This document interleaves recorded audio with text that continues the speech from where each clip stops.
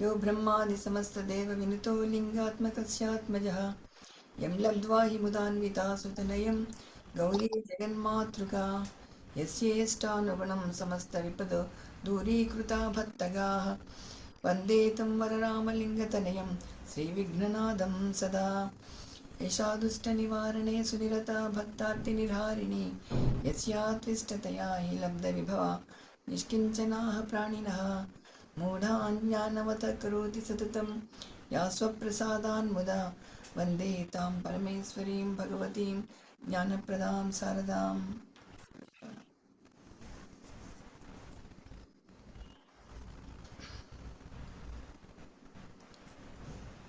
అరుణ్ గారు చదవనండి.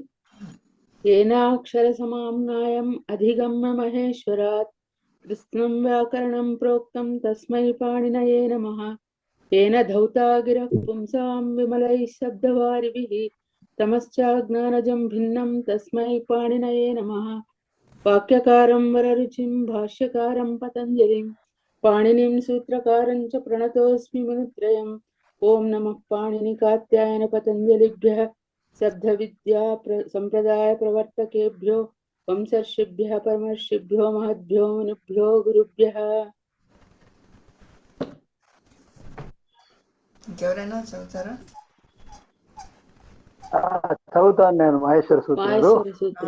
అలాగే అయోన్న రొలకు ఏం అయోచ హయవరట లన్న జ్ఞమాజ్ఞానం జభై ఘడదశ జబగడదశ ఖఫ ఛఠ థ చట తౌ కపై శశసర్ హల్ ఇది మహేశ్వరాణి సూత్రాణి నత్వా సరస్వతీం దేవీం శుద్ధాం గుణ్యాం కరోమ్యహం పాణినీయ ప్రవేశాయ నగు సిద్ధాంత కౌముదీం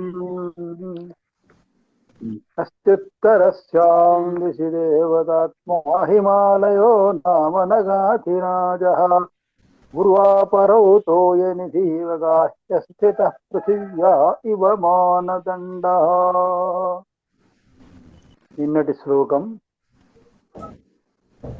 తత్రాగ్నిమాధాయ సమిశ్రమిద్ధం స్వమేవముచ్యంతరమస్తమూర్తిః స్వయం విధాతా తపసః ఫలానాం కేనాపి కామేన తపశ్చచార. సిద్ధధ్యానం.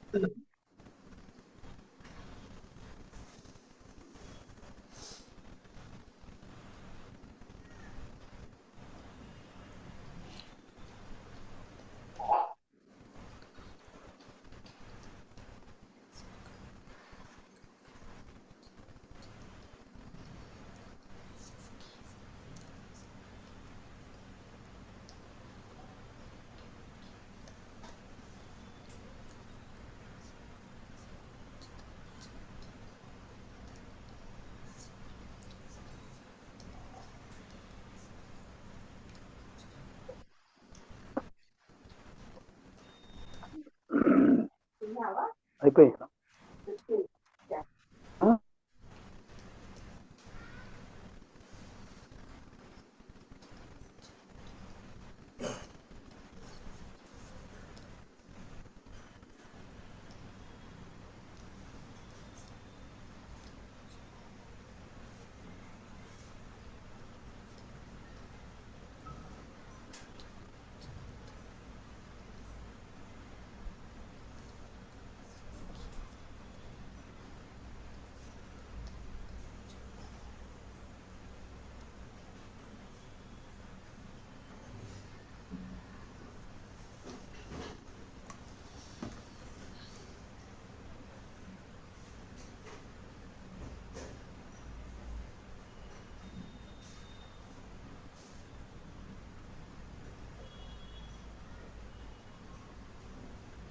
గురువు గారు చూడలేదా?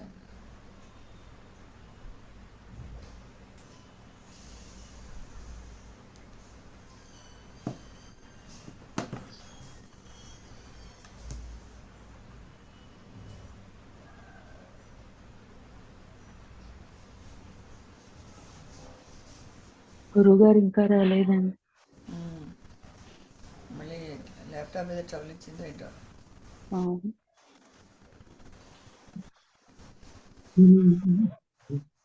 రాజేష్ సార్ గారు స్టార్ట్ చేస్తారు. వస్తారు గురుగారు.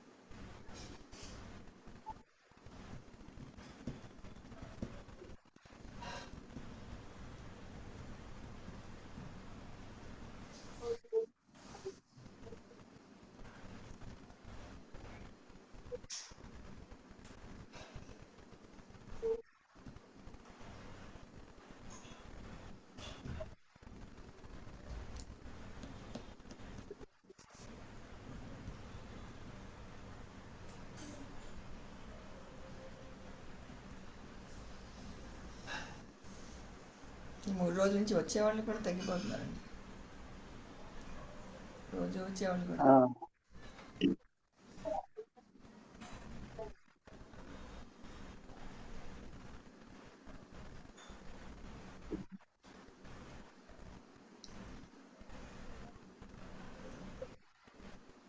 అందరు శ్లోకం చదువుదాం రాజే సార్, అందరం ఒక మాట. శ్లోకం చదువుదాం. శ్రీ గురుభ్యో నమః. అనర్ఘ్యమర్ఘ్యేన తమత్రినాథః స్వర్గౌపసావర్తితమర్చయిత్వా ఆరాధనాయాస్య సఖీ సమేతాం సమాదిదేశ ప్రయతాం తనూజాం. అనర్ఘ్యమర్ఘ్యేన తమత్రినాథః స్వర్గౌపసావర్తితమర్చయిత్వా ఆరాధనాయాస్య సఖీ సమేతాం సమాదిదేశ ప్రయతాం తనూజాం. చదవండి ఒకరి తర్వాత ఒకరు. భద్రే సార్ చదువుతారా? చదవండి. చదువుతాను. గురుభ్యో నమః. అనర్ఘ్యమర్ఘ్యేన తమద్రినాథః స్వర్గౌకసామర్చితమర్చయిత్వా ఆరాధనాయాస్య సఖీ సమేతాం సమాదిదేశ ప్రయతాం తనూజాం. అనర్ఘ్యమర్ఘ్యేన తమద్రినాథః స్వర్గౌకసామర్చితమర్చయిత్వా ఆరాధనాయాస్య సఖీ సమేతాం సమాదిదేశ ప్రయతాం తనూజాం. గురుగారు వచ్చారండి. నమస్కారం గురుగారు. నమస్కారం గురుగారు. నమస్కారం సార్. సమాధి దేశ ప్రయతామని అక్కడ స్ట్రెస్ చేయాలి. అదే అంటే శకారం గురు కాదు, మీరు సమాధి దేశ ప్రయతాం అన్నారు, అప్పుడు శకారం గురు కాదు. రేపకు వికల్పంగా అది గురు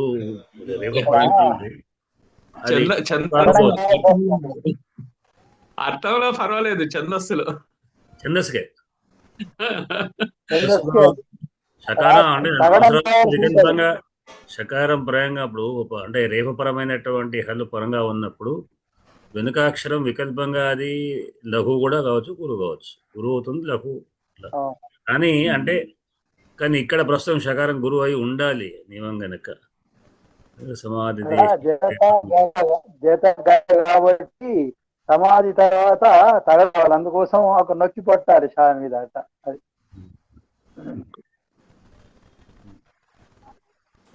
చెప్పండి, పదవిభాగం చేయండి మీరు భద్రే గారు. సార్ ఓకే, ఈ నడుమ కంటిన్యూషన్ లేదు కదా, చాలా ప్రాబ్లం అవుతుంది. అనర్ఘ్యం దొరకబట్టి బలవంతంగా చెప్పాలి, చెప్తే అవుతుంది మళ్ళీ మళ్ళీ ధారాలో పడతారు. అనర్ఘ్యం అర్ఘ్యేన అర్ఘ్యేన తమద్రినాథః తం తం అద్రినాథః స్వర్గౌకసాం అర్చితం అర్చయిత్వా ఆరాధనాయ అస్య సఖీ సమేతాం. సఖీ సమేతం ఒకటే సమాసం. సఖీ సమేతాం సమాధి దేశ ప్రయతాం. సమాదేశ వేరేనా? సమాసం కదా సార్? ఆదిదేశ క్రియాపదం. క్రియాపదం కదా, సమాధి దేశ కరెక్ట్. సమాధి దేశ ప్రయతాం తనూజాం.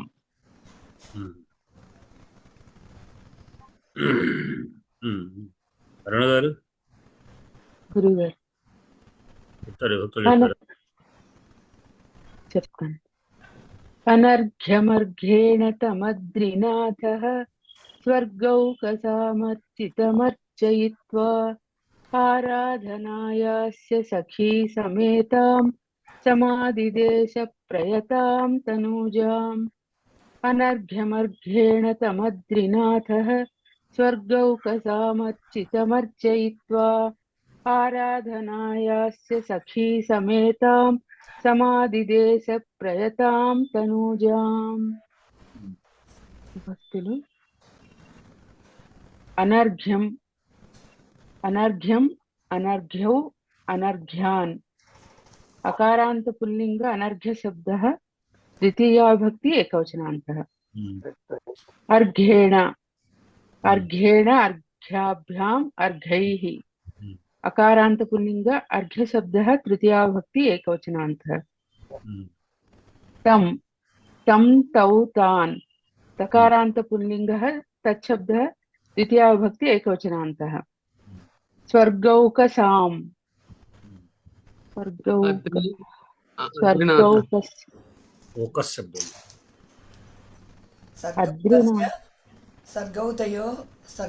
స్వర్గౌకస్య స్వర్గౌకయోః స్వర్గౌకసాం.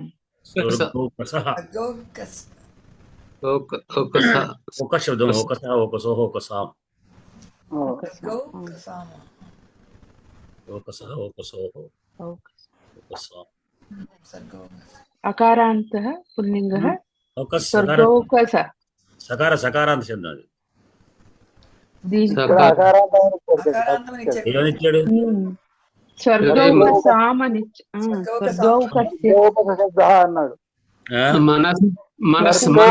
స్వర్గౌకసాం దాకా తీసుకున్నారండి. అవును,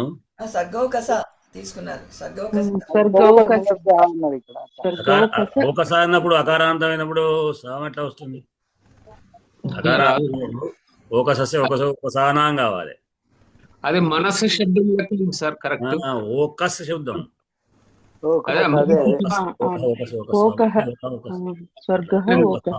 ఇక్కడ పుంలింగంలో ఒక సామాన్య పుంలింగం అయింది, కానీ ఒక శబ్దం నపుంసకలింగం కూడా కావచ్చు.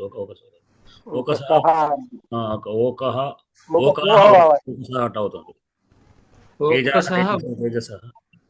ఒక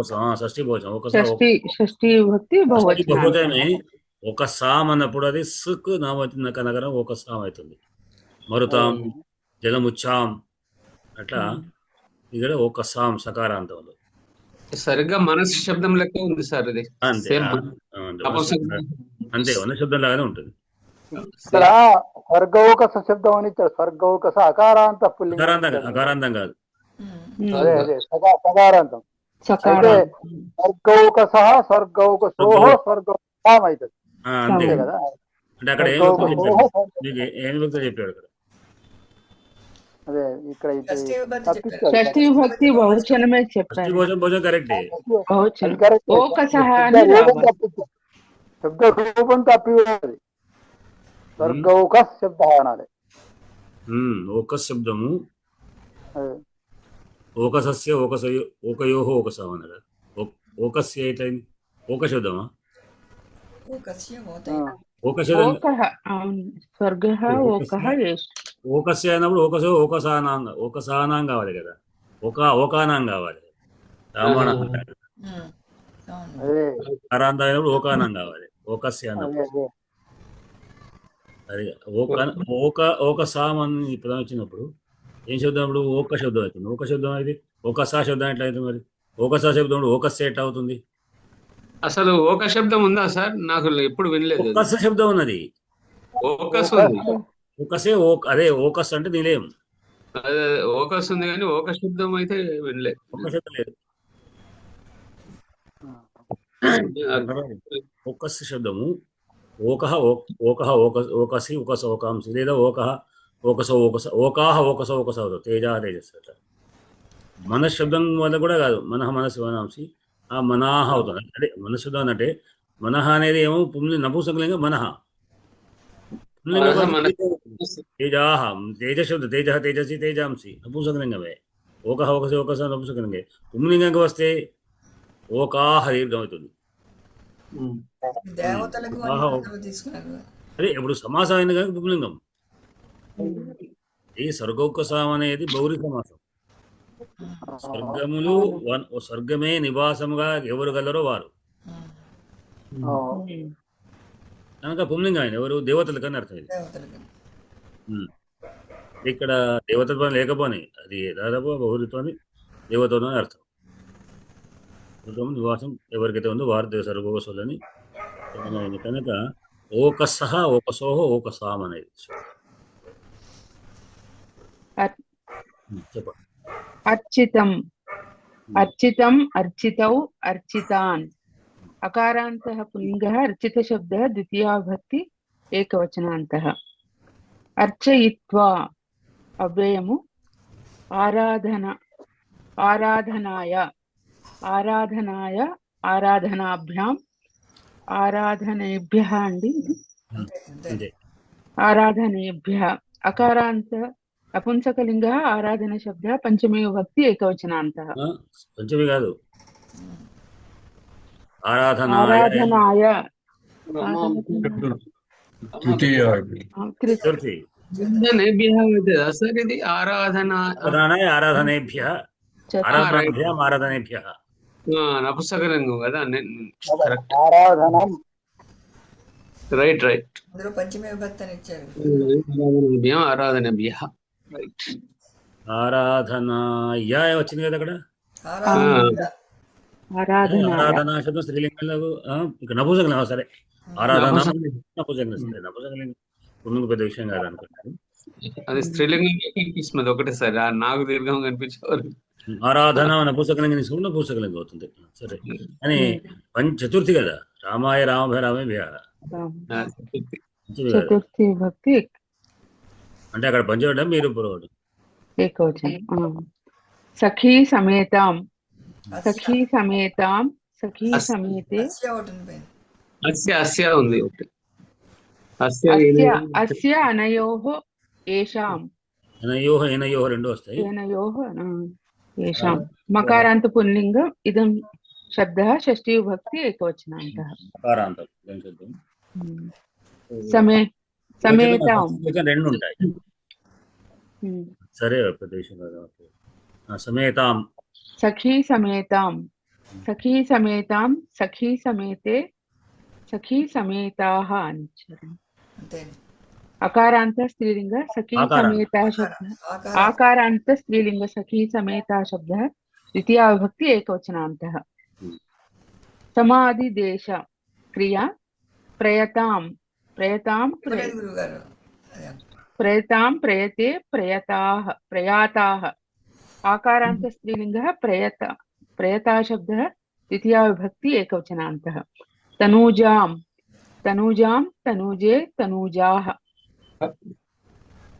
आकारान्त स्त्रीलिङ्गः तनूजशब्दः तृतीयाविभक्ति एकवचनान्तः ఆదిదేశ అంటే దిదేశ దిశ ధాతువు దిశదా అది దిదేశ మామూలుగా ఆ ఉపసర్గ ఆ ఉంది సమాధిదేశ ఉపసర్గ సమ్ ఉంది సమ్ ప్లస్ ఆ ప్లస్ అంటే ఆంగ్ సమ్ ఆంగ్ దిశ ధాతువు లిటిలాకారం ప్రథమ పురుష ఏకవచనం एकवचन అంటే ఆదేశించెను దిశ అంటే దిశతి దిశతి అంటే మార్గాన్ని చూపిస్తున్నాడు దిశతి అని దిక్ దానికి ఉపసర్గలో ఆంగ్ వచ్చి ఆదేశం అవుతుంది దిశము దేశము అనేది దేశం అనే దాని నుంచి వచ్చింది రూపాలు దిక్కు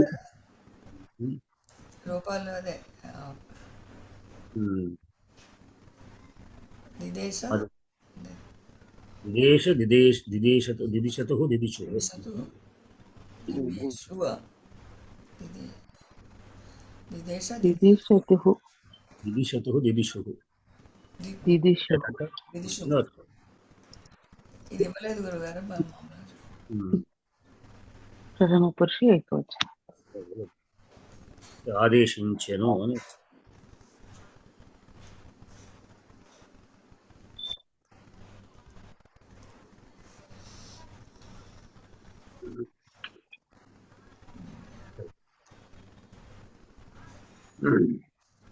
దీంట్లో అదే క్రియాపదం ఏం తీసుకున్నాం समाधिदेश ఆదిదేశ అనేది అంటే ఆదేశించెను అనేది లిట్టిలకారం భూతకాలం దాంట్లో ఆదిదేశ అంటే ఆదేశించెను లిట్టిలకారం కనుక మనం ఇద్దరు చాలా మన కథలో అవుతాయి లిట్లకారమే దాదాపు ప్రయోగం ఎక్కువ చేస్తుంటుంది ఆదేశించెను అట్లా అని అర్థం ఒక రకంగా చెప్పాలంటే ఆదేశించెను అంటే క్రియమైన కథలో ఆదేశించెను ఎవరు ఆదేశించిన కహ ఆదిదేశ అద్రినాథ పదం మనకు అద్రినాథ కర్త అద్రినాథ సమాదేశ ఇక్కడ ఇంకా మనకి ఏం విశేషణ అద్రినాథకు సంబంధించిన ఏమీ లేవు కనుక ఒకటే పదం అంతే అద్రినాథ ఇంకా ప్రధాన వృత్తి పదాలు ఏమీ లేవు సరే అయిన తర్వాత దీనికి ఎవరిని ఇంకొకటి కూడా మనకు క్రియాపదం వచ్చింది ఒకటి ఏమిటి అర్చయిత్వ వచ్చింది స్వార్థకం వార్తకం అంటే అర్చించి అర్చింపజేసి ఏకారం అర్చయిత్వ కదా అర్చించి అర్చయింపజేసాను ఎట్లయినా ప్రయోజనం అర్చించి అర్చన చేసి ఇక్కడ ఎందుకో చెప్తున్నాను అంటే రెండు క్రియాపదాలతోనే ఇది అసమాప క్రియ కనుక రెండు క్రియలు కర్త ఒకటే ఇట్లా అర్చయిత్వకు అద్రినాథ అని ఆదిదేశకు అద్రినాథ అని అద్రినాథ అర్చయిత్వ ఆదిదేశ అని అర్థం ఆయన అర్చించి ఆదేశించాడు దీనికి ఈ రెండు వాక్యాలు కలిపాయి ఇక్కడ అనుకుని అసమాపకతో రెండు వాక్యాలు ఒక దిక్కు వేశాడు అనమాట ఇది ఇక్కడ అర్చయిత్వకు ప్రశ్న వేరు ఆదేశకు ఆదిదేశ అంటే ఆదేశించను అన్నప్పుడు ఎవరిని ఆదేశించను వేరు అర్చయిత అంటే ఎవరిని అర్చించను వేరు దానికి జ్ఞానకర్మ వేరు దీని కర్మ వేరే ఆదిదేశ అన్నప్పుడు ఆదేశించి సమాధి దేశం అంటే ఆదేశించను అంటే ఎవరిని ఆదేశించను లేదా అక్కడ నియమించను అని అర్థం చెప్పినట్టు ఆదేశాన్ని నియమించను ఎట్లా ఎవరిని తనూజాం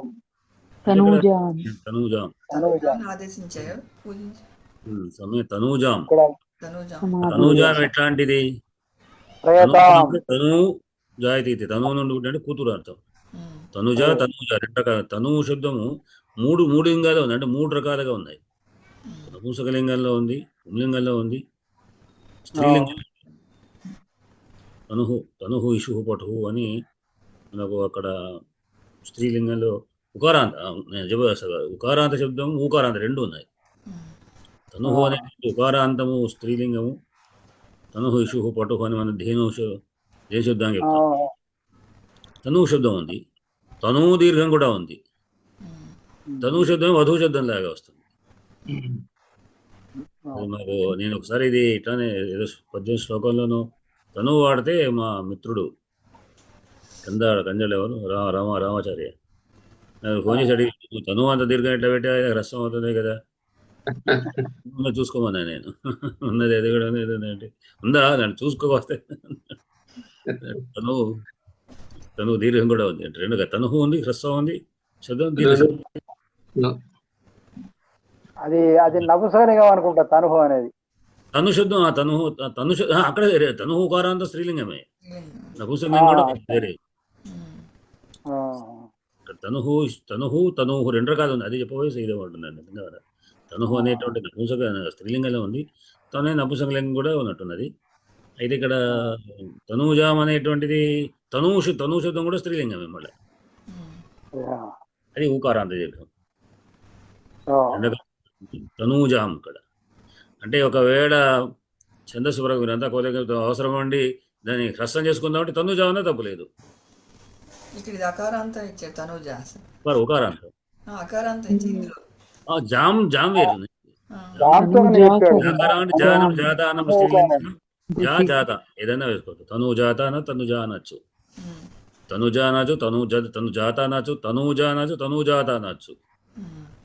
అట్లా శైలజ మహిజ అవన్నీ పేర్లు వచ్చింది అనుకోకుండా అంటే జా అనేటువంటి జాత శబ్దం రెండు కూడా ఇట్లాంటి పదాలన్నీ గిరిజ అనేటువంటి చెప్పుకుంటాం కదా.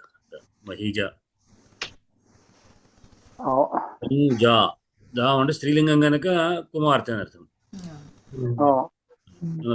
కుమార్తెను ఆయన కుమార్తెను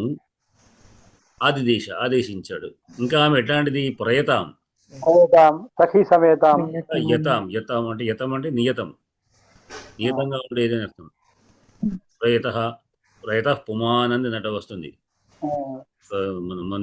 మన ఉపన్యాసాల్లో పృథులు ఇవ్వగానే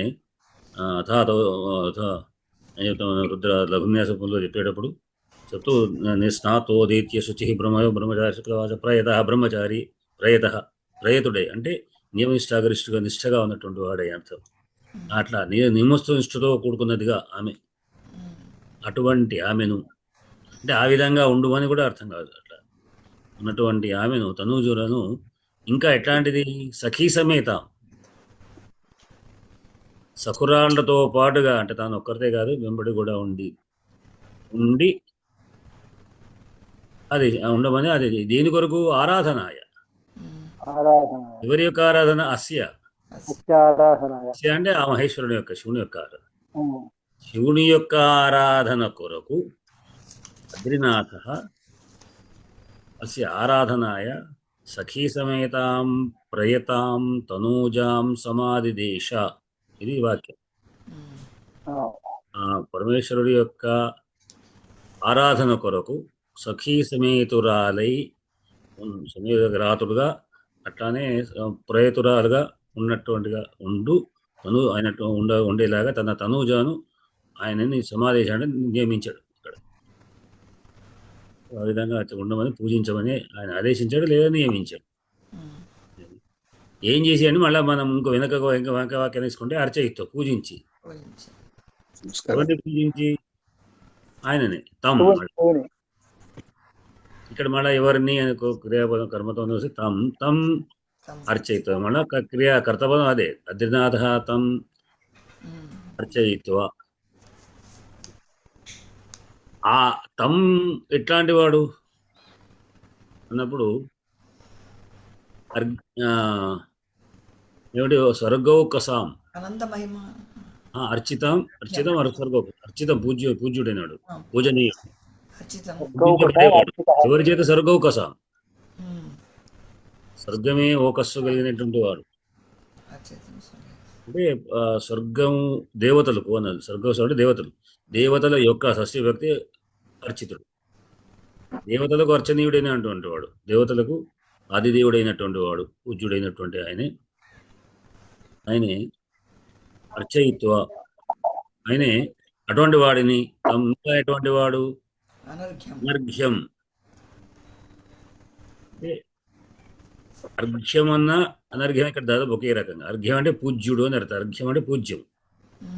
అనర్ఘ్యం అంటే ఇంకా అత్యధికమైన మనం అమూల్యం లాగా చెప్తుంటాం కదా. మూల్యంగా అంటే మూల్యం లేదు అంటే అసలు మూల్యం లేదని కాదు. అనర్ఘుడు అంటే అర్ఘ్యం చేయబడ్డవాడు కాదని కాదు, అత్యంతమైన అని అర్థం. అత్యంతమైన అర్ఘ్యం కదా వాడు, పూజ్యుడైన వాడు. అటువంటి అనర్ఘ్యశీలుడు అని. అనర్ఘ్యశీల మనం రఘువంశంలో కూడా శ్లోకం వస్తుంది అక్కడ. దాంట్లో రఘువంశం ప్రారంభంలో దివ్య సర్గలో తమర్ఘ్యమర్ఘ్య తమర్ఘ్యమర్ఘ్య అక్కడ ఎవరు కౌత్సుడిని రఘువంశంలో కావచ్చు అక్కడ అంటే అర్ఘ్యం పూజ్యుడైనటువంటి అతన్ని ఇంపజేస్తాడు. అనర్ఘ్యమైనటువంటి అతన్ని అటువంటి అతన్ని ఏం చేసి అర్చయితో ఎట్లా అర్ఘ్యేణ. అర్ఘ్యం అంటే పూజ్యక ద్రవ్యాలని అర్ఘ్యములు, పూజా ద్రవ్యాదులతో అర్చింపజేశాడు అర్చయిత్వ. దేడి అద్రినాథ అనర్ఘ్యం తర్వాత స్వర్గసాం అర్చితం తం అనర్ఘ్యం తం అర్ఘ్యేణ పూజయిత్వ, అర్ఘ్యంతో పూజించి పూజా ద్రవ్యాలతో నాన్న ముందుగా పూజించి ఆ తర్వాత అప్పుడు ఆమె నియమించాడు. మళ్ళీ రెండో వాక్యాన్ని దాని తర్వాత అటు ఆమె అస్య ఆరాధనాయ స్వసఖీ సమేతాం ప్రేతాం తనూజాం సమాధిదేశ. ఆయన యొక్క ఆరాధన కొరకు సఖీ సమేతరాలైనటువంటి ప్రేతమైనటువంటి ఆమె తనూజను అక్కడ నియమించాడు. లేదా తన తనూజాం ప్రేతాం సమేతంగా చేస్తూ, అంటే నువ్వు స్నేహితురాలతో పాటు ఉండు అని చెప్తున్నట్టుగా. అట్లానే నియమిష్టాగా ఉండాలి. ఎందుకంటే ఆయన పెద్దవాళ్ళని పూజించే సమయంలో జాగ్రత్తగా ఉండాలి. అనేక విధమైనటువంటి వేషాలు వేయకూడదు కాదు, కనుక చాలా మర్యాదతో పెద్దవాళ్ళు వస్తే ఎంతో మర్యాద గౌరవంతో మనం నిలబడి చేసినట్టుగా అత్యంతమైనటువంటి ఆయన అనర్ఘ్యుడైనటువంటి వాడు కనుక ఆయనను అర్చించడానికి కొరకు జాగ్రత్తగా ఉండి నియమిష్టతో ఉంటూ నీ స్నేహితురాలతో పాటు ఒకదానివే చేయలేకపోవచ్చు కనుక వెంబడి నీ సహాయంగా ఎవరంటే నీ స్నేహితులు ఉంటారు, వాళ్ళందరితో పాటుగా నీవు ఆ పరమేశ్వరుడిని సేవించు అని ఆయన ఆదేశించాడు అనమాట. సేవించడానికి నియమించాడు.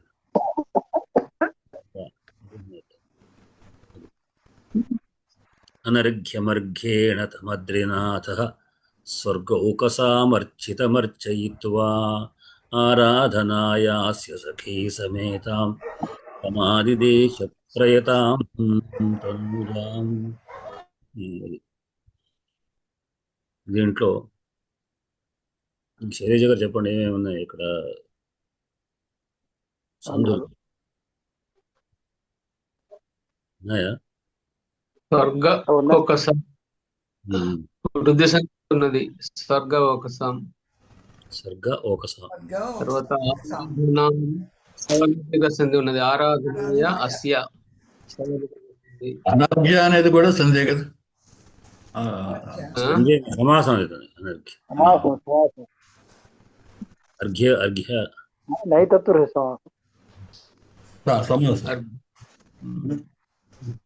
అంటే వృద్ధి సంధి సంధి సవర్ణ దీర్ఘ సంధి ఆరాధనాయ ఆరాధనాయ సమాధి దేశ సవర్ణ దీర్ఘ సంధి సమా ఆ దిదేశ సమాధి అక్కడ సందేహం లేదు. సవర్ణ దీర్ఘ సంధి సవర్ణ ఆదిదేశ కాదు, సమ్ ఆ దిదేశ అంటాం కదా. అదే కరెక్ట్, రెండు ఉపసర్గలే సార్, అది కరెక్ట్. సమ్ ఆ దిదేశ. స్వర్గౌక అన్నట్టు వృద్ధి సంధి కదా, స్వర్గౌక. తర్వాత సమాసాలు అద్రినాథ అద్రీణాం నాథ అద్రినాథ షష్ఠీ తత్పురుషం. అనర్ఘం నా అర్ఘ్య నైతత్పురుషం. అనర్ఘ్య తం స్వర్గౌకసాం స్వర్గ ఓక ఏషాం తే స్వర్గౌకసః ఏషాం సఖీ సమేతాం సఖీభ్యాం సమేత తృతీయ తత్పురుషం తాం సఖీ సమేత. సఖీ ఏమన్నారు? సఖీనాం సమేత సఖీభ్యాం సమేత. సఖీభ్యామా ద్వచనమా? కథను బట్టి మన భవిష్యత్ కథను బట్టి ఇద్దరు అనుకున్నావు. బహుశా ఒక్కడైతే ఓ సఖ్య అన్నట్టు, లేకుంటే ఇద్దరైతే సఖీభ్యాం సఖీభి. బహుశా మన కథలో ముందు కథలో బట్టి ఈయన ఊహించి ఇద్దరు అని చెప్పినట్టున్నాడు. బహుశా ఇద్దరు ఉంటారు వాళ్ళు ఆయమ్మడు. ఇది ముగ్గురు అయితే సఖీభి సమేత అనొచ్చు. అంటే ఎక్కువ మంది అంటే ముగ్గురు కంటే ఎక్కువ అంటే సఖీ సమేత. ఇప్పుడు మన ఈ శ్లోకం బట్టి అయితే మనం ఎంతమందో తెలియదు, మొత్తం సకురాడతో అన్నాడు అంతే. ఆయన సమాసాన్ని బట్టి ఇద్దరు అనుకోవచ్చు అంతే, భవిష్యత్తు ఇద్దరు ఉన్నారని అర్థం చేసుకోవాలి. ఇద్దరు స్త్రీ సకురాండతోని చేసే దేశంగా కథాపరంగా ఒకవేళ ఉంటే సఖీ మొత్తం సకురాండ్రతో ఎవరైనా ఎంత ఉందని సఖైనా సఖీ సఖ్యా సమేత.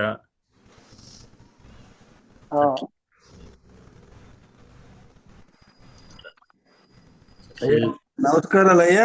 సఖీ సమేతం అన్నప్పుడు ఒక్కదే సఖి అని అర్థం వస్తుంది కదా?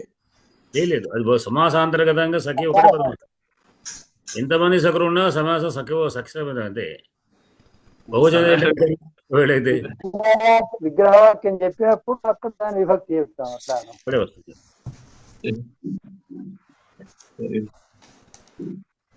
ఇద్దరైతే సఖీభ్యాం సమేత, ఇద్దరి కంటే ఎక్కువ అయితే సఖీభి సమేత అంతే. ఇక్కడ ఎంతమంది సంబంధం లేదు. అదే సఖి ఒకరు సమేత ఒకరు, సఖి ఒకరు సమేత ఒకరు. సమేత ఎవరితో సమేత అనేది అర్థం ఉండదు. అంటే మా ఇప్పుడు పేర్లు అలా పెట్టుకుంటున్నారండి, సమేత అనే పేరు కూడా పెట్టుకోవచ్చు. ఇక్కడ ఏం లేదు, తావుంటే చివరి ఉంటే స్త్రీలింగం అంతే. అది అంటే వీళ్ళు తినడం చేసుకున్నారు. ఇప్పుడు సవితా పదం వాడుతున్నారు ఆడపిల్లలకి, అవును, అనేది పుంలింగం, సూర్యుడు అని అర్థం, సవితృ శబ్దం అది. ధాతారాలు సవితా సవితారావు సవితృ శబ్దం. సవిత అంటే సూర్యుడు అని అర్థం. మొత్తం ఆడపిల్లని సవిత చేసేస్తున్నారు. ఎట్లానే తా ఉంటే చాలు ఇంకా స్త్రీలింగం చేశారు అనమాట. ఇంకేం లేకుంటే బలవంతం పడక ఒక తకారం పెట్టేదా పెడతాను. అది తెలుగు ధర్మాన్ని ఆశ్రయించింది. మా ఫ్రెండ్ కాదు సత్యవేణి అమ్మాయికి సత్యవేణి అని పేరు పెట్టాడు. అరే సత్యవేణి ఏం పేరు అయ్యా, సత్యవాణి ఉండొచ్చు, పోనీ కృష్ణవేణి ఉండొచ్చు, సత్యవేణి అనే పేరంటే ఏముందండి ఏదో బాగుంది అని పెట్టాడు. అంటే మీ అమ్మాయి అంటే దాని అర్థం ఏంటంటే మీ అమ్మాయి సవరం వేసుకోదు, నిజమైన జడే వేసుకుంటుంది అని అర్థం.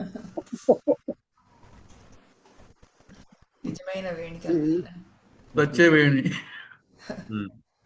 సొంతంగా తయారు ఇప్పటికీ నయమే. ఆ పదాలు రెండు ఏ రకంగా ఉన్నాయి, వాటి వీళ్ళకైతే ఏదో ప్రయత్నం చేసి అర్థం తయారు చేయొచ్చు.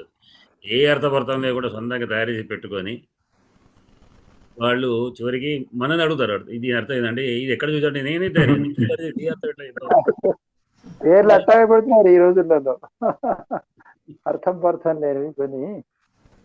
ఇక్కడ మేము ఉండే కాలనీకి ఉపఘ్న అని పెట్టారు, పెట్టారు. ఇది వద్దు, ఉపజ్ఞ అంటే కాదు, అదే రాశారు ఉపజ్ఞ. మీరు రాగానే కనిపిస్తుంది రామకృష్ణ కాలనీలో ఉపజ్ఞ.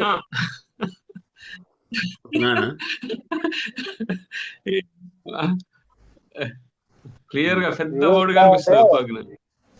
అది కొత్త పదం, వాళ్ళకి కావాల్సింది కొత్త పదం, కొత్త పేరు, అట్లా అన్నమాట. ఒక ఆయన అమ్మాయి పుడితే సమృత అని పేరు పెడతా అన్నాడ. సమృత పెట్టకూడదు కదా, మృత అంటే చచ్చిపోయింది, సమృత అంటే పూర్తి చచ్చిపోయిందంటే మావిడకు అదే ఇష్టం ఉంటే అదే పెడతా అన్నాడు. పెట్టుకోవన్నాడు, ఏం చేస్తాడు మరి. అట్లా ఉన్నది ఏంటంటే స్వయం కల్పితమైనటువంటి పెట్టి ఒకవేళ మనటువంటి వాళ్ళు ఎవరైనా పాయింట్అవుట్ చేస్తే మీ పాండిత్యంతో చెప్తున్నారు, ఇది చాలా బాగున్నది, ఎక్కడ లేని పేరు కాబట్టి ఇది పెడుతున్నా అంటారు. ఇక పెట్టుకోండి, మరి ఏం చేస్తాము. అయితే ఈ గూగుల్ కూడా వీడు సెర్చ్ చేస్తారు, దాంట్లో కూడా అర్థంగా పదాలన్నీ ఏర్చి పెడుతుంటుంది. అవేవో తీసుకుంటారు, ఆ పదాలు పెట్టుకున్నారు. మరి ఇది ఎక్కడ గూగుల్లో దొరికింది అంటారు. ఇది ఎక్కడ గూగుల్ దొరికింది? అర్థాలు భయంకరమైన అర్థాలు, మృత్యు అర్థం ఇచ్చేటువంటి పదాలు కూడా దాంట్లో మనోహరంగా వాడు చూడగా కదా, నువ్వు ఈ అర్థం చేశాడు నాకు తెలియదు అంటాడు. నాయన అది మృత్యుదేవత అర్థం అని చెప్పి చంపు వస్తుంది అయ్యో మాకు దాంట్లోనే అప్పుడు మాకు మెడవుతుంది. మరి మంచి పేరు చూసి చెప్పండి. వాళ్ళ ఉద్దేశం ఒకటి, ఎక్కడ లేని పేరు కావాలి, ఎవరికి లేనిది కావాలి అని పెద్ద కొత్త ఇది చేస్తారు వాళ్ళు.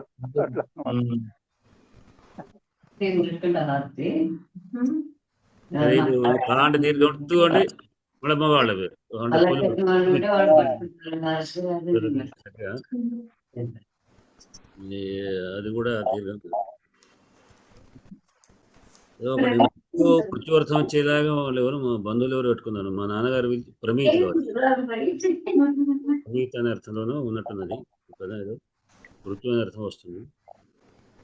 ఏం చూసి పెట్టారంటే ఏం ఎట్లా తప్పు మార్చండి అప్పుడు మళ్ళీ వేరే మార్చుకునే వాళ్ళు ఇంకేదో. ఇంకా ఇంకా మంచి వాళ్ళు చెప్తే వింటున్నారు. వేరే వాళ్ళు ఇంతమంది చాలా మంది. అంటే వినదగే వాళ్ళు అయితేనే చెప్పుకోవచ్చు, లేకుంటే చెప్పడం అనవసరం.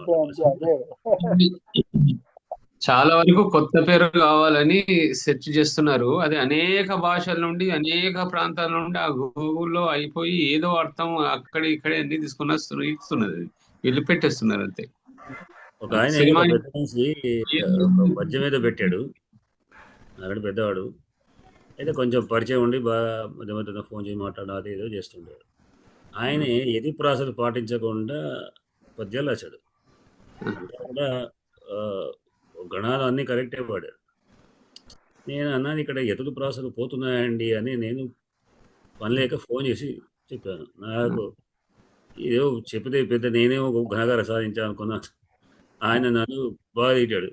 నీకే తెలుసా అసలు ఎది గణాలు నీకు తెలుసా, అసలు ఎది గణాలు వాటించమని ఎక్కడ ఉన్నది, ఫలానా ఆయన ఎవరు ఆయన వాళ్ళు ఎతి ప్రాసలు వద్దన్నారు తెలియదా మీకు, వాళ్ళు మూర్ఖులా చేశారు.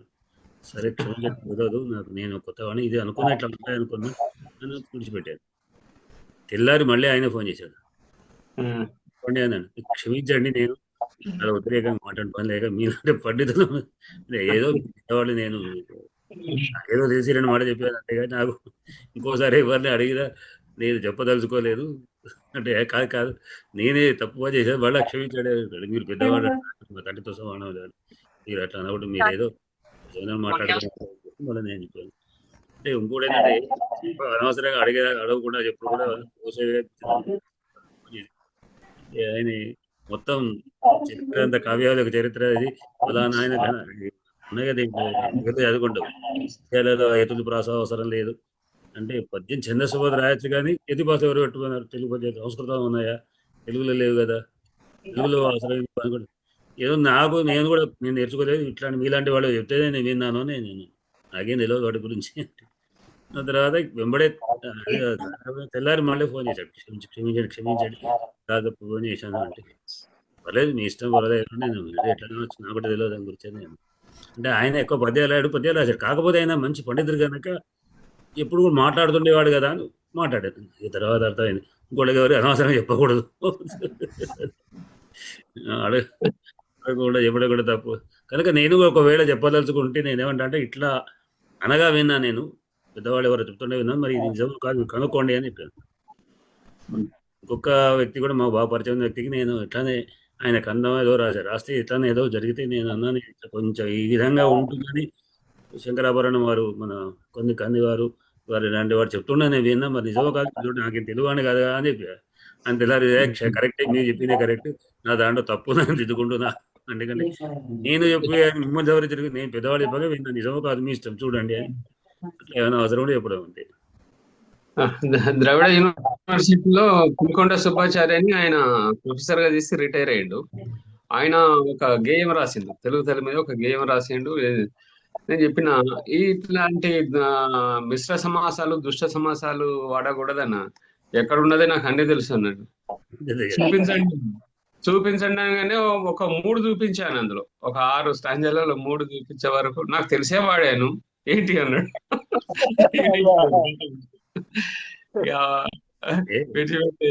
తెలిసేవాడిని అంతకుముందు చూపించన్నాడు.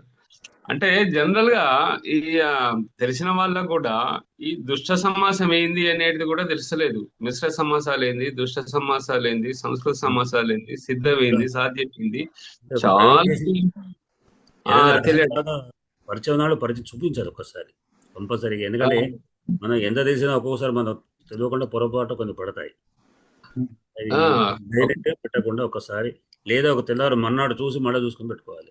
ఇప్పుడు అది కంపల్సరీ చూస్తే అప్పుడు మళ్ళీ మనం చూసుకునే కొద్దిగా అది వస్తుంది. ఒక అవధానంలో సార్ నేను పృచ్ఛకుడిగా ఉన్నాను, ఆ అవధాని గారు శత్రుమోక అనే పదం వాడాడు. ముఖ.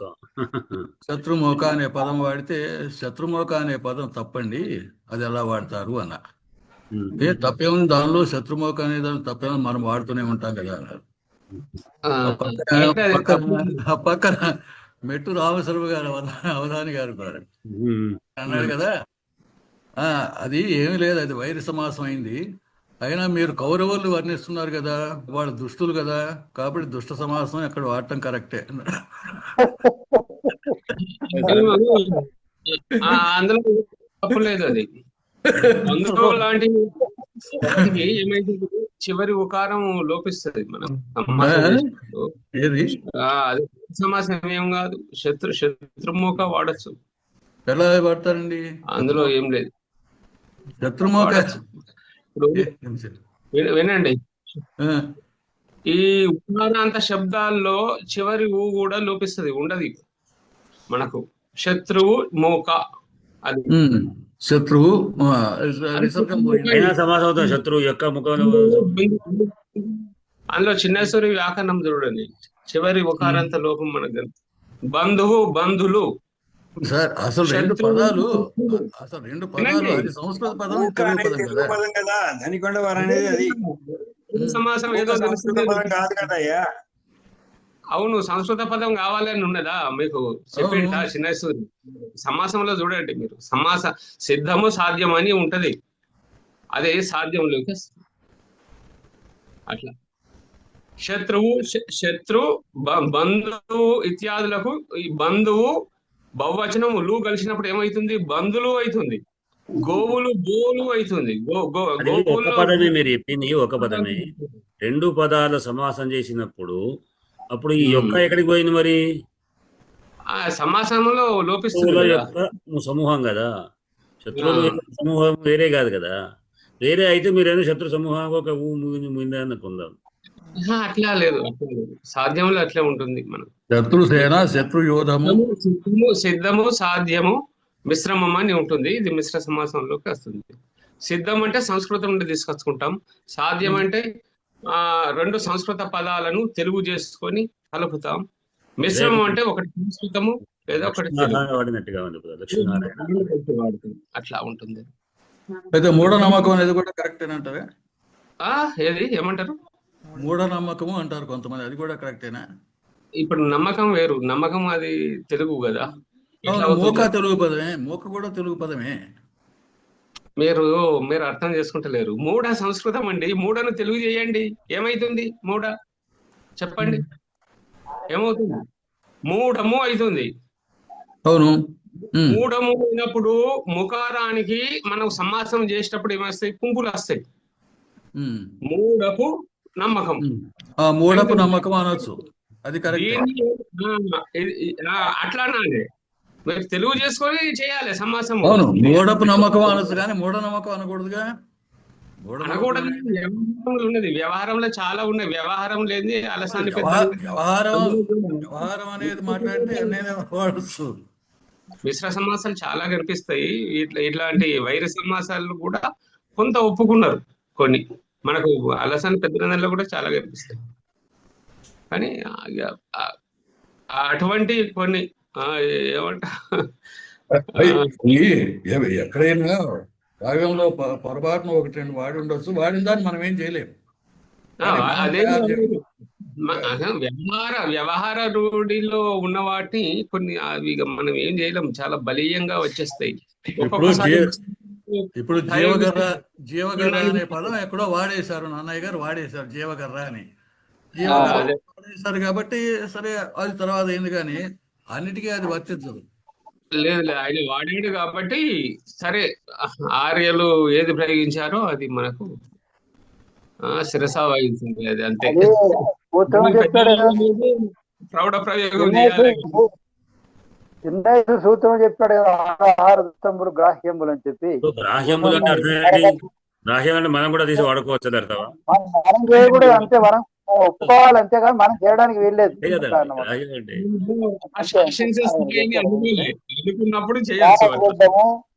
కాంటగొడ్డము కర్రకంఠుడు అటువంటివి ఏమన్నారంటే కొంతమంది గ్రాహ్యం అన్నారు కదా, నేను కూడా తీసుకొని పడుతుంది కదా అంటున్నారు. అట్లా ఆర్యుల ప్రయోగం దృష్టంలో గ్రాహ్యం అంతే.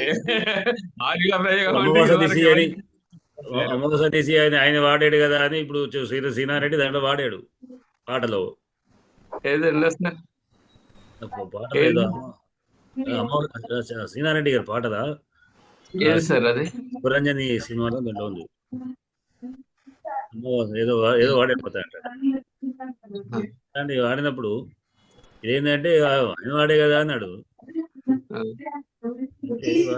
అంటే అనలేదు ఎవరు మొత్తానికి ఈ విధంగా అది అన్నట్టుగా ఒక కొన్ని చోట్ల కొన్ని పదాలు వాడినప్పుడు వాడారు కదా.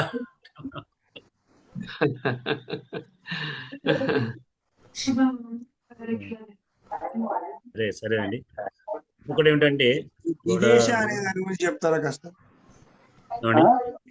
విదేశ అనే దాని గురించి చెప్పండి.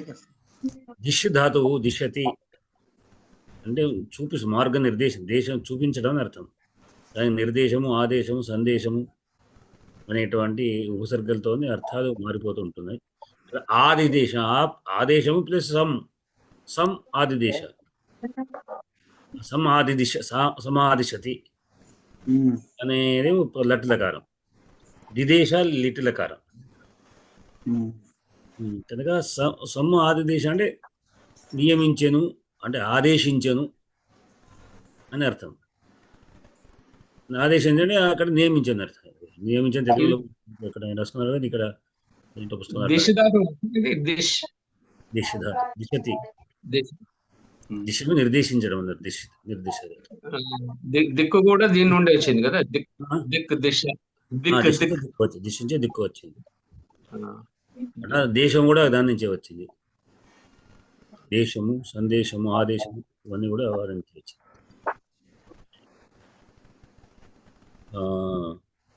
ఇది లిట్లకారం. దిశ దిది దేశ అనేటువంటిది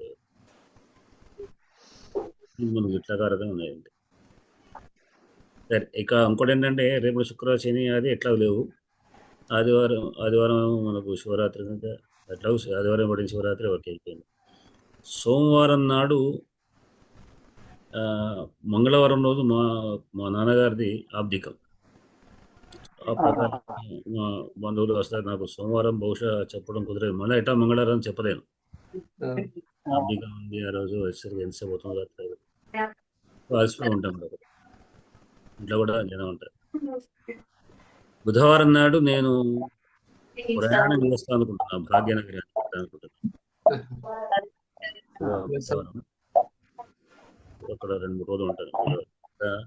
బుధవారం కూడా ప్రయాణంగా బుధవారం నాడు చెప్పలేదు పరిస్థితి ఎట్లా. బుధవారం కూడా అటు వెళ్ళాలని ఉంటే ఒకరోజు గురువారం అవకాశం ఉంటుంది, చెప్పలేదు. పనులు ఉంటాయి లేదు. శుక్రవారం మళ్ళీ నెక్స్ట్ సోమవారం చూద్దాం.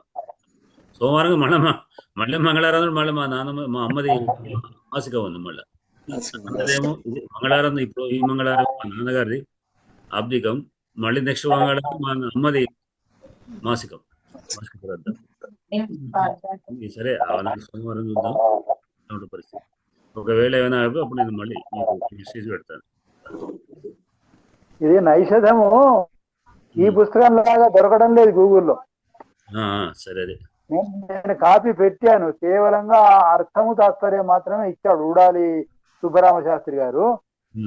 దాన్ని నేను డౌన్లోడ్ చేసుకున్నా కానీ అది దీనిలాగా విభక్తులు ఇవన్నీ వ్యాకరణ విశేషాలతో లేదు, బుక్ దొరకడం లేదు. నేను ఆముదాల మురళి కూడా అడిగాను కానీ అందరు సాహిత్య పరిస్థితి చెప్పారు, దాంట్లో ఇంత డీటెయిల్ లేదు అసలు. అది అదే అంటే దీని తర్వాత నైషధం చెప్తామని సార్ నిన్న ఒక పేజీ పెట్టాను అంతే. అది అర్థం తాత్పర్యం మాత్రమే ఉన్నది, వ్యాకరణ విశేషం తాత్పర్యం ఉంది. అంటే మనకు ఈ విధంగా వ్యాకరణ అంశాలు లేదు. పీడిఎఫ్ పెట్టండి గ్రూప్ లో. పీడిఎఫ్ పెట్టినప్పటి కూడా దాంట్లో వ్యాకరణ అంశాలు ఏమి, కేవలం ప్రతిభార్థం తాత్పర్యం మాత్రమే ఉంది. నేను ఒక శ్లోకం పెట్టాను నిన్న, ఒక శ్లోకం పెట్టాను, ఒకటి పెట్టారు కదా, అది లాభం లేదు, వ్యాకరణ విశేషాలు లేవు దాంట్లో. అదే అయినప్పుడు ఉపయోగం లేదు, మన అధ్యయనానికి పనికి కాదు అది.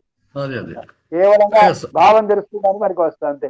ఇప్పుడు భావాన్ని సంస్కృతంలో పంచకావ్యాలు ఏమిటి సార్? ఇదే అదే హర్షణ చేత చివరి శ్రీహర్షణ రఘువంశం కుమార సంభవం పురాచార్యం మాఘము నైషధం కిరాతార్జునీయం రఘువంశం కుమార సంభవం కిరాతార్జునీయం శిశుపాలవద నైషధం శిశుపాలవద భారవి కఠినంగానే ఉంటది ఇది కొద్దిగా అనుకుంటున్నాను. మాకుడు శిశుపాలవద మాకుడు మాకుడు శిశుపాలవద మాకుడిది. మహాకావ్యం భారవి కావ్యం అంటారు. కిరాతార్జునం భారవిది. భారవి ఏంటంటే ఆ కావ్యాలు కవుల పేరుతో ప్రసిద్ధమైనవి. భారవి అనేది భారవి కవి పేరు చేత భారవి అనేది ప్రకారం శిశుపాలవదం అది కిరాతార్జునం. శిశుపాలవదం మాకుడికి ఆ విధంగా భారవిని అనుసరించాడు మాకుడు. అట్లనే ఇద్దరు ఒకటే కావ్యాలు దొరుకుతున్నాయి కనుక వారి పేరుతో ప్రసిద్ధమైంది. ఇంకా ఏమైనా రాశారో తెలియదు దాదాపుగా. కనుక ఏమవుతుందంటే ఆ రెండు దొరికిన రెండు కావ్యాలు ఆ రెండు వారిద్దరి పేరుతో అవి ప్రసిద్ధమైనాయి. మహాకావ్యంతో ప్రసిద్ధమైంది. మనం దాంట్లో మనం మహాగణి చెప్పుకున్నాము. మనం ఎప్పుడు చెప్పుకున్నాం, శిశుపాలవదం కూడా చెప్పుకున్నాము. అది మా రఘువంశం కూడా చెప్పుకున్నాం. ఇది కూడా అరుణ్ కుమార్ కూడా అడిగాను, తెలుగులో లేదన్నాడు. బహుశా హిందీలో ఉన్నదే బహుశా అనుకుంటా. రేపు అడుగుతాను. ఇట్లా దాదాపు లేవు నాగలిపులు ఎక్కడ కూడా మాకు. ఈ వ్యాకరణాంశాలతో ఇట్లా ప్రతి పదంతో దొరికినాయి కష్టం. అవును మాత్రమే. సరే ఆ ఉదాహరణ మురళీధరెడ్డి గాని అదే అన్నాడు. సాహిత్య అకాడమీ వాళ్ళు వేసింది ఉడాలి సుబ్బరామ శాస్త్రి ఉన్నది అన్నాడు. ఇదే అవి 6 సర్కల్తోనే ఏవో ఉన్నాయి. మొత్తం 3 భాగాలే ఉన్నాయి. నా దగ్గర ఉన్నాయి. చూద్దాం వాటి సంగతి ఏంటంటే తర్వాత.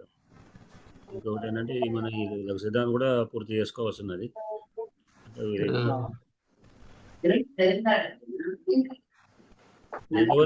మనం పంచమకావ్యం చదువుతాం. అదే అదే అదే తృప్తి కదా, పంచకావ్యాలు చదివామని చెప్పుకోవచ్చు. ఇదే కుమారసంభవే కదా. కుమారసంభవే కదా. శ్రీహరి అదే కుమారసంభంలో ఆ 3 చదివితే దీంట్లోనే 5వ సరిగ్గా అది 4 5వ దాంట్లో వాళ్ళ చర్చ ఉంది. మన వటు మాయా బ్రహ్మచారి తపస్సు ఆయన స్థుతి, శివనింద ఏం చేస్తే శివస్థుతి ఆమె చేస్తుంది. అజినాషాఢరుండు అజినాషాఢ అదేది అజినాథ్ బట్ బ్రహ్మచారి యొక్క అదే శ్లోకం.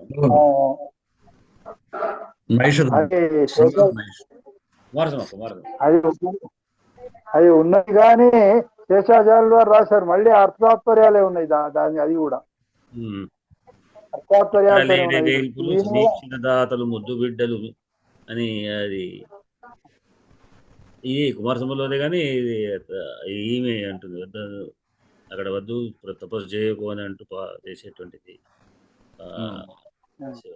శివుడు బ్రాహ్మణుడి వేషంలో వస్తాడు.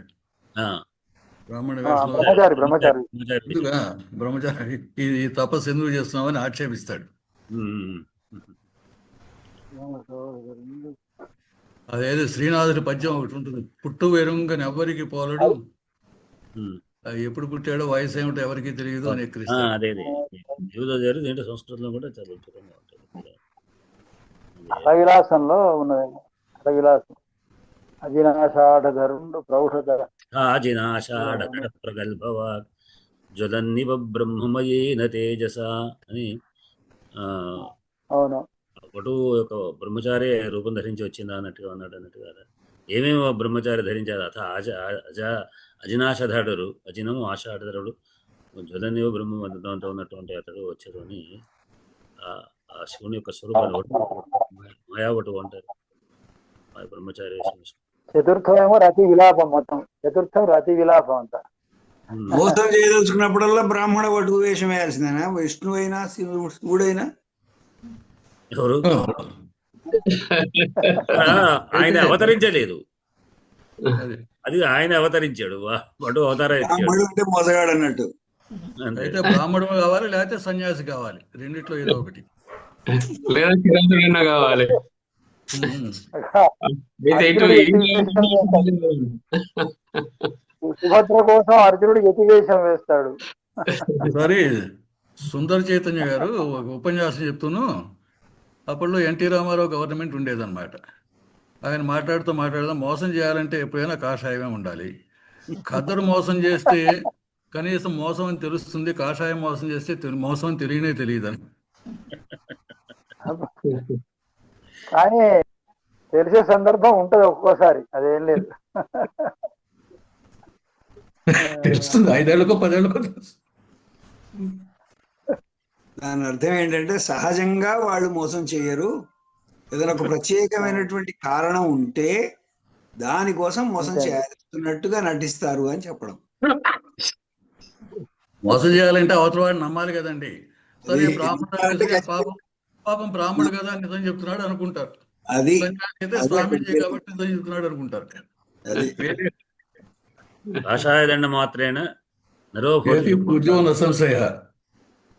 పూజిత.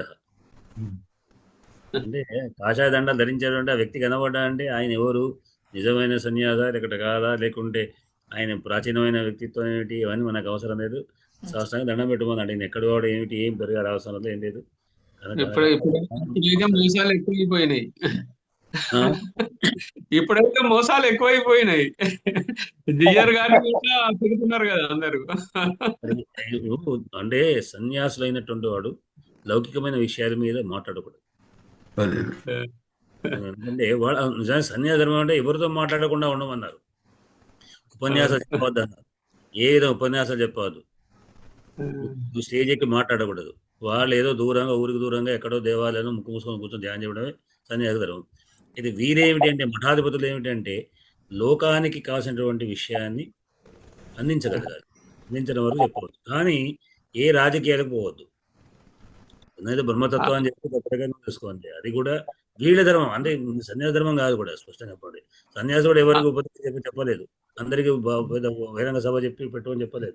ఎందుకంటే వినేవాళ్ళు ఉంటారు, వినంగా ఉంటారు, ఇట్లా నిందించేవాళ్ళు ఉంటారు. అది ఆయన నిజమా కాదా సంగతి తర్వాత. కానీ వీళ్ళు నిందించేవాళ్ళు లోకంలో ఉండేవాళ్ళు ఈయనకి ఇవ్వలేదా అనుకుంటూ అనవసరం వర్ణించేవాళ్ళు కూడా వస్తుంటారు. అందుకొరకనే అంటే ఏమంటారు, ఇదే మా శిష్య ఆయన దేయం యో మోహాదశవపి అనుభవతి అని ఉంటుంది. శిష్యుడైన వాడికి మాత్రమే చెప్పన్నాడు, కానీ అందరూ కూర్చొని చెప్పమని చెప్పలేదు. ఎవరు అంటే ఎవరికైతే విశిష్టమైనటువంటి గురువు మీద భక్తి ఉండి విషయం నమ్ముకున్న వాడు వాడే శిష్యుడు. కానీ వచ్చినాడు శిష్యుడు అందరు గురువు గారు అన్నంత మాత్రం సభ మొత్తం వేదిక కూర్చొని అందరూ వస్తారు, వాడంతా వింటారు గురుగారు గురుగారు నన్ను వింటే వాడంతా లోపల ఆయన మెచ్చుకుంటారు లేదు, ఏదో వీడన్నట్టుగా నేనంటా వాళ్ళు కూడా కూర్చొని. కానీ శిష్యుడు అంటే ఎవరైతే బ్రహ్మభక్తితో అని గురువు గారికి మాట అనుసరి ఆడే శిష్యుడు, అటువంటి వాడిని మాత్రమే చెప్పమన్నాడు. అంతేగాని మొత్తం ఉన్న దొరకవాటి చెప్పవద్దాం. కనుక ఎవరు కూడా సన్యాస ధర్మం కానీ కానీ ఏ విధమైన కేవలం అది కూడా లౌకికమైన విషయం కాకుండా పరమార్థ భగవత్ తత్వాన్ని మాత్రమే చెప్పాలి, కానీ ఏ విషయాన్ని కూడా ఖండించకుండా సంబంధం లేకుండా పోతూ ఉండాలి అంతే. ఇప్పుడు మనకు శృంగేరి పీఠాధిపతి కొంతమంది ఇట్లా వాదించారు, వాళ్ళు ఏం చెప్పలేదు, జవాబు చెప్పలేదు. తర్వాత శిష్యవర్గం ఖండాన్ని ఉపఖండం ఏమైనా చేస్తే చేసుకుంటూ వేరే ఖండించారు. కానీ వాళ్ళు మేము ఇది కరెక్ట్ అది కాదు ఇదని విషయం చెప్పలేదు. వాళ్ళు అంటే ఈ విషయాన్ని మాట్లాడకూడదు అంతే, నేను చెప్తుంటారు అంతే. భగవంతు తత్వం ఏమిటో చెప్పుకుంటారు వెళ్ళిపోతారు అంతే, ఎట్లా చెప్పలేదు. కానీ పీఠాధిపతి నిన్న శంకరాభరణంలో సమస్య ఇదే ఇచ్చారు. ఇది గురువుల గురించి. పరమార్థమును తెలుపు జ్ఞానమును చెప్పంజాలు మూడుండొగిన్.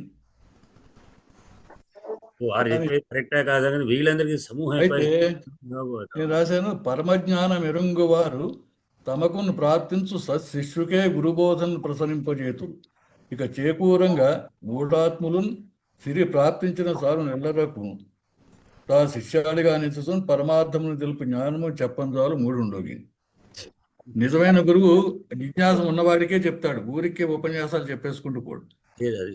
అదే ఈ సామాన్యుడైతే ఎవరి దగ్గర చేరితే వాడికల్లా వేదాంత బోధ చేసేస్తూ ఉంటాడు. సన్యాసుల్లో 4 రకాల సన్యాసులు ఉన్నారు. దాంట్లో ఏంటంటే సన్యాస ధర్మం ఒక రోజు ఉంటే రెండో రోజు ఉండకూడదు, ఉండకూడదు, మళ్ళీ పోకూడదు. ఎందుకంటే అక్కడ బంధాలు ఏర్పడతాయి. బంధాలు వీళ్ళు మంచిగా రుచిగా పెడతారు కదా, ఇక్కడ ఇంకో 2 రోజులు ఉందాం అనుకుంటారు. ఎందుక వాటికి ఆకలిపు అన్నిటికీ అతీతంగా ఉండాలిగా. ఎవరితోని బంధాలు ఏర్పరచుకోవద్దు, ప్రియంగా మాట్లాడడం కూడా లేదు. అంతే, ఏదో సందేశం చెప్పడం, పెట్టుకోవడం, వాళ్ళు ఏదైనా వస్తే మంచిది ఆయన 2 మాటలు చెప్పడం తప్పిస్తే ఉపన్యాసం చెప్పడం కానీ అవి కానీ ఏమీ లేవు. కొంతమందికి 2 రోజులు 3 రోజులు ఉండడం అంతే నియమాలు, అట్లా నియమాలు ఉన్నాయి. మళ్ళీ వెళ్ళిపోవడమే. అందుకొరకే ఊరికి వచ్చే సన్యాసి మళ్ళీ ఎప్పుడు కనబడు మా జీవితంలో ఇంకోసారి మళ్ళీ తిరిగి రాడు, వెళ్ళిపోతూనే ఉంటారు వాళ్ళు. అంతే, వాడు సన్యాసం అంటే ఒక చోట ఉండకుండా వెళ్ళిపోవాల్సిందే. అది కాకుండా ఏ వ్యక్తిని కూడా నిందించకూడదు. ఒకటి, ఏ వాళ్ళు కూడా మనాలు అనుకోకూడదు. ఎవరు అంటే చివరికి తన కుటుంబాన్ని కూడా. మా ఊరికి ఒకనే ఇట్లా ఎవరు ఒక సన్యాసి వచ్చాడు, మా దేవాలయం దర్శనం చేసి మా ఇంట్లో భోజనం చేశాడు. వాడు చేసినప్పుడు ఆయన ఏం చెబుతుంది, నా భార్య పిల్లలు, నా భార్య ఎక్కడ ఉన్నా, నా పిల్లలు ఇక్కడ, వాడు ఉద్యోగం చేస్తామని చెప్తున్నాడు. ఎందుకంటే నా భార్య తప్పించడానికే లేదు, నా భార్య తర్వాత అది సన్యాసి ఇంకా సన్యాసం కానే కాదు. అంతే, ఎందుకు అని మంచిగా మాట్లాడి పెట్టారు కనుక ఇంకా వాళ్ళు తెలియదు ఒక విషయాలు. దాని ఇప్పటికి కూడా ఇప్పుడు చిన్న వారు ఉన్నారు, శృంగేరి పీఠాధిపతి, వారి తల్లిదండ్రులు వస్తే అయిపోయింది. మా పూర్వాశ్రమంలో వారి తల్లిదండ్రులు అంతే, వాళ్ళు వచ్చినప్పుడు ఉండగానే ఉంటాడు. అంతే, ఏమి దగ్గర కూడా మాట్లాడిన అదే టైం చేసుకుని ఉంటాను. అంతే కదా, పూర్వాశ్రమంలో మా తల్లిదండ్రులు, ఆశ్రమం వేరే. అంటే పూర్వాశ్రమం అంటే ఇప్పుడు కేవలం 3 ఆశ్రమే ప్రధానం, సన్యాసాలు 4వ ఆశ్రమం తురియాశ్రమం. ఇక తురియాశ్రమం 3 సంబంధాలతో ఆశ్రమంతో సంబంధం లేదు. 3 ఆశ్రమాలు ఒకటి కూడా సంబంధం ఉంటుంది, కానీ 4వ దానికి మాత్రం ఈ ఆశ్రమంతో సంబంధం లేదు, వేరే ఉంటాను. అట్లా రాకుండి శైలజ గారు రికార్డ్ చేయనంటే ఒక విషయం చెప్తాను. ఇవన్నీ రికార్డు మొత్తం తీసేస్తుంది, అక్కడ శ్లోకం కాగానే అక్కడికే ఉంచండి, ఇవన్నీ తీసేయండి. ఇటీవల నాకు జరిగిన ఒక అనుభవం అందరూ కొద్ది జాగ్రత్త కోసం చెప్తున్నాను. అసలు ఏమాత్రం ఒక క్షణం కూడా అవకాశం ఇవ్వకుండా చకచక మెట్లెక్కి ఒక సన్యాసి తనతో బృందంతో సహా పైకి వచ్చేసాడు. ఇక్కడ మా ఇంటికి నేను ఎవరో సన్యాసి, ఆయన వస్తున్నాడు, గురుగారు వస్తున్నారు అని చెప్పి శిష్యులు ముందర పరిగెత్తున్నారు. ఎవరు ఈ గురువు, ఎక్కడి సంగతి, వెంటనే ఒక బకెట్ నీళ్లు పెట్టి పాద ప్రక్షాళనం చేశారు వారికి. చేస్తే వారు సన్యాసి అయితే లోపలికి రాకూడదు, కడప దాటకూడదు. ఆయన చక్కగా వచ్చాడు, సోఫాలో కూర్చున్నాడు. అప్పుడే నాకు ఓహో ఇదేదో ఉంది వ్యవహారం అనుకున్నాను. కానీ ఏం చేస్తాం, వచ్చి కూర్చున్నారు. ఒక్కసారిగా 5-6 వచ్చేసి కింద కూర్చున్నారు, చుట్టూ చేరారు.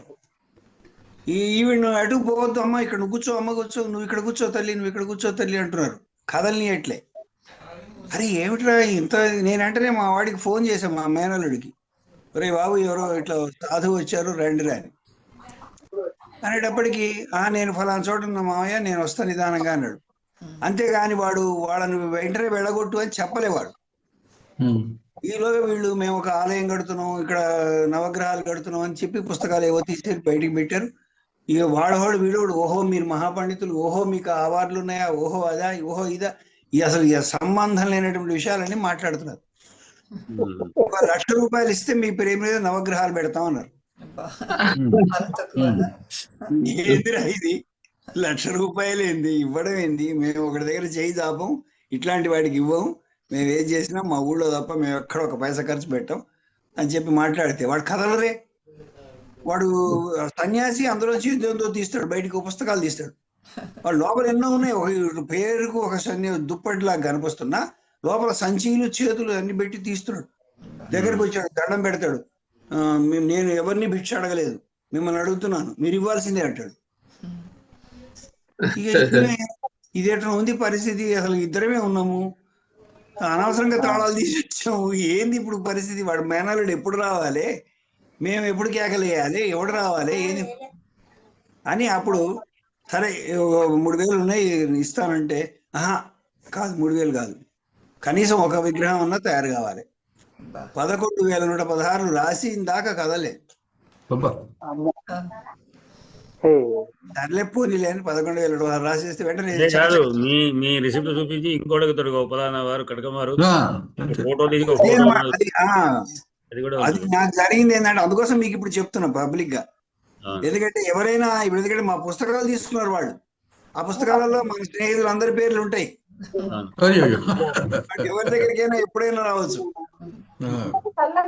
కాబట్టి మీరు తస్మాత్ జాగ్రత్త అని ఎందుకు చెబుతున్నా అంటే, సరే 10,000 రూపాయలు 11,000 రూపాయలు ఒక విగ్రహానికి ఇవ్వడం గురించి అనుభవం అయింది. ఒకసారి వచ్చారు ఇట్లానే. ఇంతకు తీరా అది ఎంక్వైరీ చేస్తే ఎక్కడ కూడా గూగుల్లో ఆ ఊరు గాని ఆ ఆలయం గాని ఏది లేదు, వాడు చెప్పిన ఆశ్రమం కూడా లేదు. నాకు కూడా అయింది ఇట్లానే. ఒకది వాడు ఫోటో తీసుకుంటే నేను వద్దు అని చెప్పాను. ఇచ్చేది ఇస్తా, నువ్వు చెప్పడం వెళ్ళుకుని ఏ ఫోటోలో ఏం వద్దు అని అన్నాను. ఫోటో దిగద్దు, ఎందుకంటే నా ఫోటో ఇంకోటకు చేయడం ఎందుకు, ఏం అవసరం లేదు, ఏదైతే ఇస్తా, మంచిగా చెడు వచ్చింది ఇచ్చేసి ఇక్కడ చెప్పకూడదు రహస్యం ఉంటుందండి. నా దగ్గరికి రాక మునుపు మన మిత్ర బృందం నుంచి ఒకళ్ళు స్టేటస్ లో పెట్టారు వాళ్ళు. ఓహో ఆయన దగ్గరికి పోయాడు కదా కాబట్టి నమ్మకస్తుడే అనుకున్నా నేను. కానీ ఆయన మోసపోయాడు, నేను మోసపోయాననే విషయం తర్వాత తెలుస్తుంది. కాబట్టి ఎవరైనా అట్లా వస్తే వాకిట్లోంచి ఇంట్లో కూడా రానియకండి. ఎందుకంటే వాడు కడప దాటకూడదు. కడప దాటి లోపలికి వచ్చాడంటే వాడు సన్యాసి గాడు, అక్కడే తెలిసిపోతుంది. ఇంటికి రావాలంటే ఇప్పుడు పీఠాధిపతి ఇంటికి వస్తారంటే మనం దాంతో పాటు ఎదుర్కోవాలి. అది పూర్ణ కలుషంతో ఎదుర్కోవాలి. పూర్ణ కలుషంతో చకచక వచ్చేసి లోపల కూర్చో, ఈ ఎన్ని చేశారో ఎంత చెప్పారో ఏం సంగతో అసలు ఇంకా మళ్ళీ వెంటనే మావాడు ఫోన్ చేశాడు, వాళ్ళు ఇచ్చిన భస్మం కానీ వాళ్ళు ఇచ్చిన కుంకుమలు కానీ మీరు పెట్టుకోకండి, పడితే వాడి ఇంట్లోనే సర్దుకొని పోతాడు. అది కూడా డేంజరే. కుంకుమ ఇచ్చాడు, భస్మం ఇచ్చాడు, అన్ని తీసి అక్కడ పెట్టాం. ఊళ్ళో జరిగింది కొంతమందికి ఇట్లానే. వాడి మాయలవాడు మూర్చిపోయి తెచ్చింది బంగారం లోపల ఉన్న వాటిగా చేసిపోయినటువంటి సమస్య. ఎంతసేపు ఎంత కావాలి అట్లా. అసలు వాళ్ళు శిష్యుల్లాగా లేరండి. ఇది కొత్త ఇల్లు కానీ మా పాత ఇంట్లో మీరు చూసారు దేవాలయం ముందర, అక్కడ ఇట్లానే ఎవరో లోపలికి వస్తే వెంబడి చుట్టుపక్కల ఉన్నటువంటి వాళ్ళందరూ ధన్మంది వచ్చారు. వాళ్ళు అక్కడ దుకాణం వాళ్ళు ఇదేదో జరుగుతుంది సార్ చేసేటట్టు ధన్మంది వచ్చి ఏ విడగొట్టుడు వచ్చింది వాడు ఎవడు కోయాలి ఎవడు వచ్చాడు ఇట్లా. దీనివల్ల అసలైనటువంటి సాధువు ఏదైనా ఒక నిర్మాణం చేయాలన్నా, ఏదైనా అడగాలన్నా అడిగే పరిస్థితులు లేవు వీళ్ళతోటి. వాళ్ళు కూడా ఎటువంటి వాళ్ళే అనుకుంటారు. అంతే కదా, అందరూ అదే అనుకుంటాం. అమ్మా ఇవన్నీ తొలగించండి తల్లి. ఈ శ్లోకం వరకు మాత్రమే ఇప్పుడు చర్చ అంతా వద్దు మనకు. ఆ శ్లోకం తర్వాత లాస్ట్ శ్లోకం నేను చదివాను. మన సంధు సమాసాల తర్వాత ఒక వాళ్ళు ఉంటే అక్కడ వరకు వేసుకునేది అంతే చేసాను. సరే మరి ఆపేద్దామని వాటికి. మళ్ళీ తర్వాత సోమవారం 15 రోజుల తర్వాత. ఇదేదో మీ మిత్రులకు మీ శిష్యుల కోసం ఏర్పాటు చేసుకున్నట్టుంది. ఇక్కడ రానటువంటి శిష్యులు ఉన్నారు కొంతమంది, వాళ్ళకు సౌలభ్యం కోసం చేసినట్టుంది.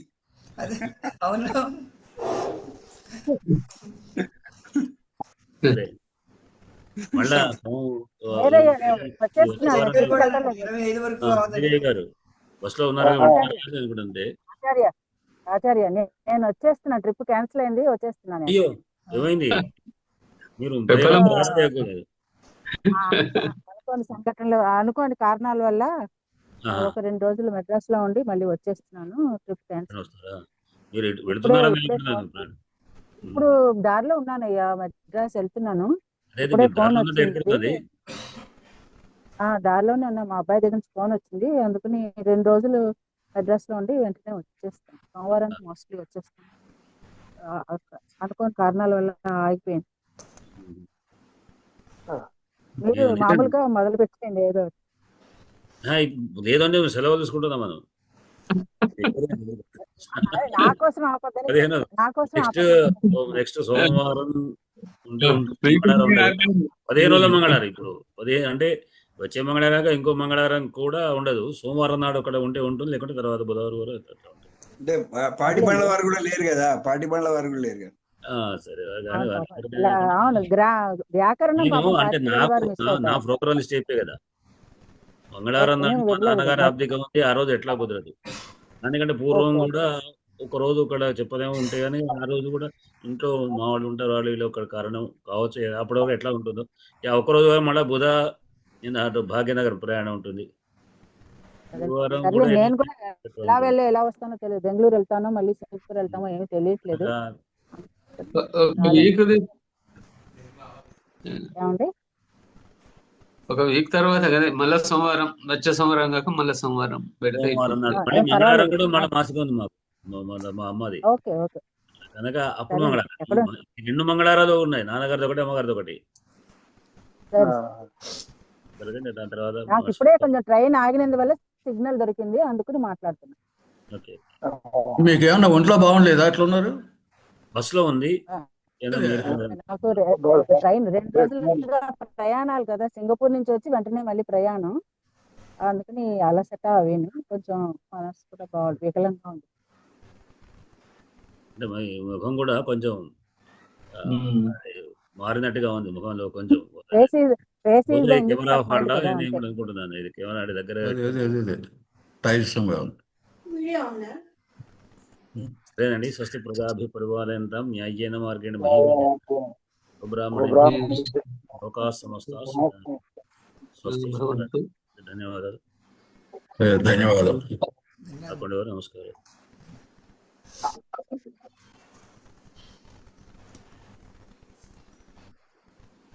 ఏం చేస్తున్నాను?